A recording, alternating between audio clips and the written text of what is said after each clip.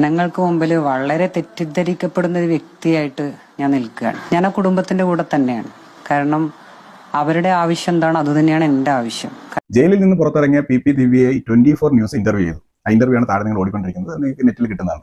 Interviewer പല ചോദ്യങ്ങളും ചോദിക്കുന്നുണ്ട്. ചോദ്യങ്ങളെല്ലാം തന്നെ ജയിലിൽ അനുഭവിച്ച പീഡനങ്ങളെക്കുറിച്ചും കൊലയാളി ദിവ്യ എന്ന് വിളിച്ചതിനെ കുറിച്ചും കുടുംബം അനുഭവിച്ച മാനസിക വിഷമത്തെക്കുറിച്ചും എന്നൊക്കെ റെഗുലറായിട്ട് എല്ലാവരും പറയുന്ന പോലെ തന്നെ ഞാൻ മരണപ്പെട്ട നവീൻ ബാബുവിന്റെ കുടുംബത്തോടൊപ്പം തന്നെയാണ്.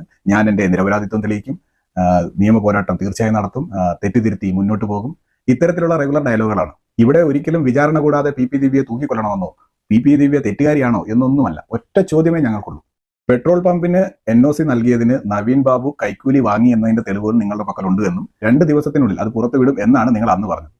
അങ്ങനെയെങ്കിൽ ഇപ്പോൾ 1 മാസം കഴിഞ്ഞിരിക്കുന്നു. നിങ്ങൾ ആ തെളിവുകൾ പുറത്തുവിട്ട് നവീൻ ബാബു കൈക്കൂലി വാങ്ങി എന്നത് തെളിയിക്കുക എന്നത് മാത്രമേ ജനങ്ങൾക്ക് അറിയേണ്ട ആവശ്യമുള്ളൂ.